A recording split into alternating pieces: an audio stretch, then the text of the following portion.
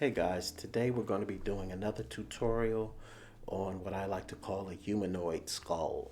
I'm going to be using Auto Air Candy Green, and we're going to be spraying this skull to give you guys an idea of what this thing really looks like.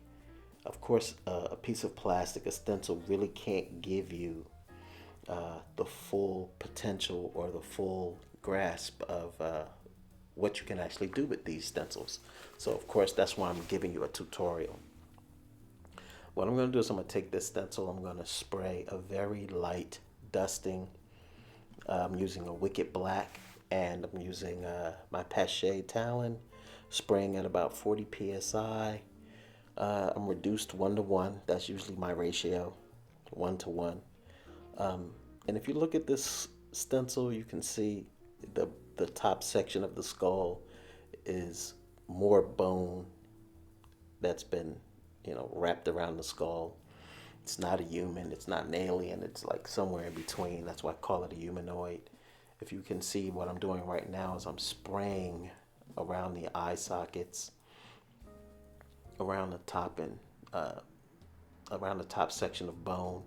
There's a lot of detail in this stencil, and like I said, it just has a lot of potential.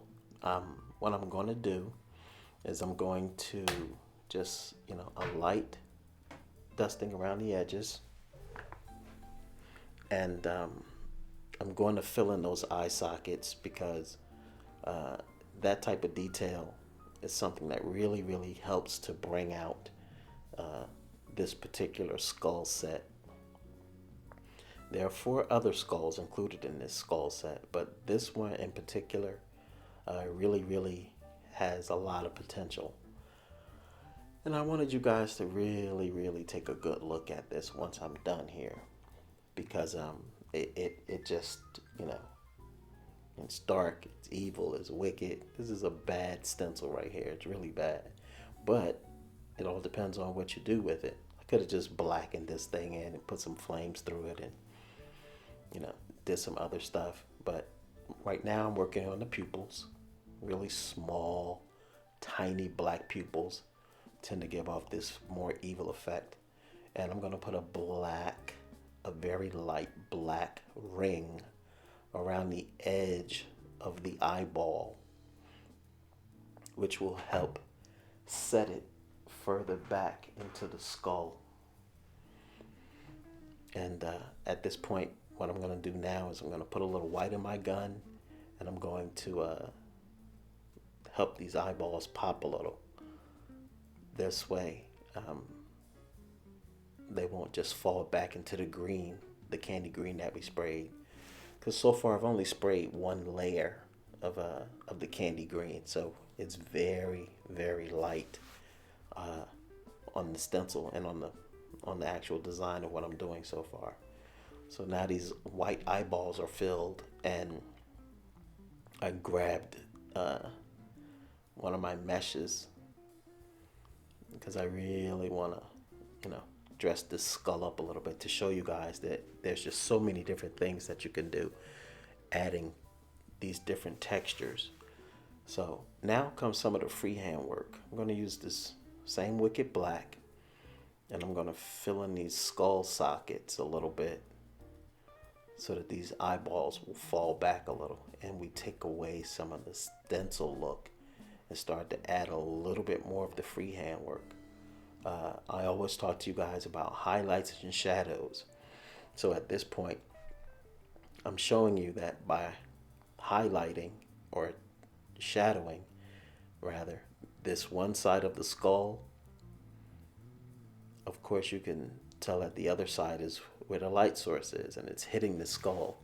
But you see that bone up the ridge of the skull and the nose? I wanted to put that dark shadow there to really, show that this bone is not flat. It's not laying flat on the skull. It's actually sitting up more.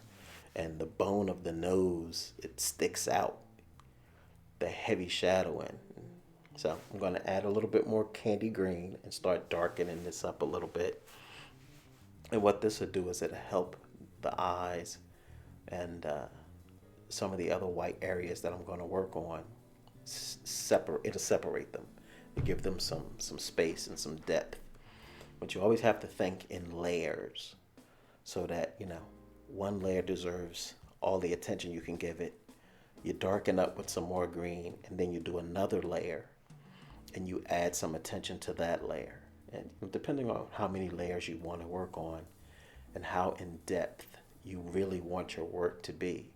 So, I mean, this is what's going to separate you from just spraying stencils and actually creating, a design. So people will know that, oh, well, yeah, that's a a Skinjob stencil, but what was done with it was insane. Now, this is another textured stencil that I'm using. This is not included. My textured stencils are my own. They're not included when you buy the skulls, but you can pretty much make a textured stencil out of anything nowadays. Now I'm going in with the white because I did the shadows. Now I'm going to work on the highlights because I want, the opposite dynamic of this skull. I want that center bone to pick up the light.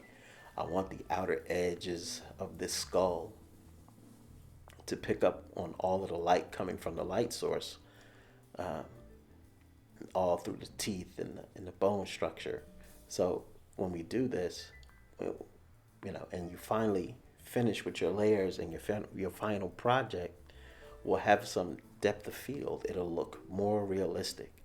And this is so important with everything that you spray. This separates the men from the boys when you're spraying. So I'm going to take it another step. Of course, you guys might have already bought some of my flame stencils. And I'm going to spray in a couple of licks of fire here to set the skull on fire, since I sprayed the whole background in the candy green. Laying flames is very easy once you put the time in. You already know how much fire you want, where you want this fire to look, how you want it to burn. And you can even lay them inside of the skull like I'm doing right now, because it's still all very transparent.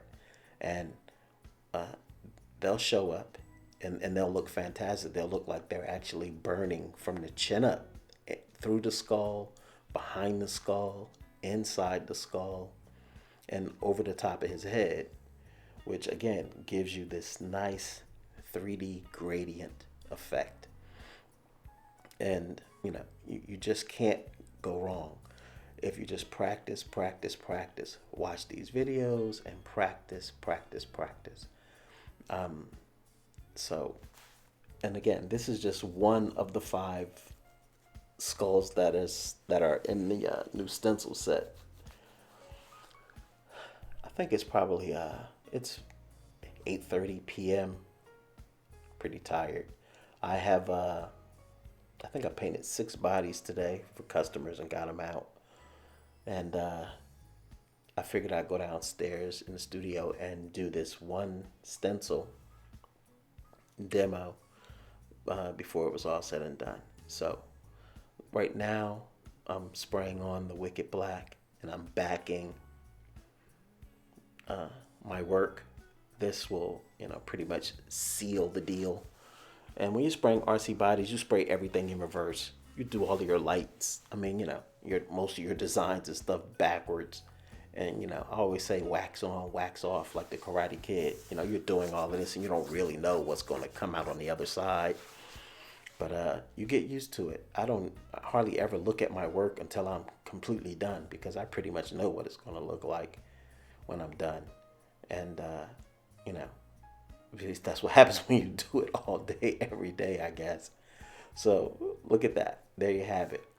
The green is popping. Look at the shadows and the highlights. You got this bone up the center that's just like jumping out at you. These eyes are popping. It's like, ah. You see, you just can't. You can't beat that. So I wanted to say thanks, guys. If you have any questions, just leave me a message in the comments. And find us on Facebook and on eBay. Thanks a lot.